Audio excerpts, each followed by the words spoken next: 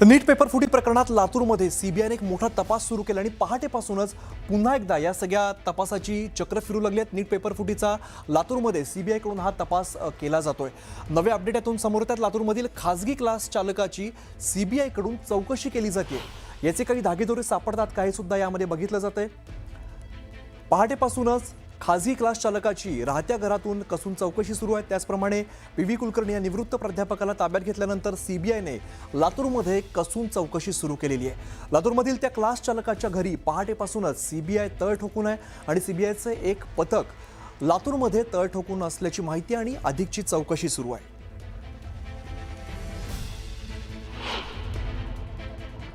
नीट paper फुटी प्रकरणात काल सीबीआयनं लातूरच्या एका निवृत्त प्राध्यापकाला पीव्ही कुलकर्णी नावाच्या प्राध्यापकाला ताब्यात घेतल्यानंतर सीबीआय चांगलीच ॲक्शन मोडमध्ये आलेली दिसत आहे।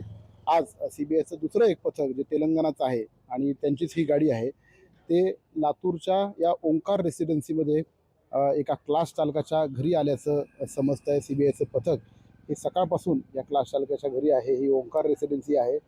याच ओंकार रेसिडेन्सीमध्ये हे क्लास चालक राहत असल्याचंही बोललं जात आहे आणि त्यांच्या घरी सकाळपासून सीबीआय पेपर फुटी प्रकरणाची चौकशी करत असल्याचंही बोललं जात आहे। तेलंगणा स्टेटची ही गाडी आहे। तेलंगणा स्टेटचं TS08GG 7972 क्रमांकाची ही इनोवा क्रिस्टा ही या गाडीतच जवळपास 4 ते 5 सीबीआयचे अधिकारी आणि काही स्थानिक पोलीस अधिकारीही या ठिकाणी चौकशीसाठी आल्याचं बोललं जाते। मात्र याला अद्याप अधिकृत दुजोरा मिळालेला नाही आहे। सीबीआयचं पथक हे काल लातूरमध्ये आल्यानंतर लातूरच्या पीव्ही कुलकर्णीला त्यांनी ताब्यात घेतलं होतं आणि आज हे सीबीआयचं पथक या ठिकाणी आलेलं आहे आणि या क्लास चालकाची चौकशी करत असल्याचंही बोललं जाते। मात्र हा क्लास चालक नेमका कोण आहे काय नाही या बाबतीत लातूर पोलिसांनीही अद्यापर्यंत त्यांचं नाव सांगितलेलं नाही आणि सीबीआय आज त्यांच्या घरी आलेलं आहे। त्यामुळं हा क्लास चालक नेमका कोण आहे, ही नीटच्या प्रकरणातच चौकशी सुरू आहे का,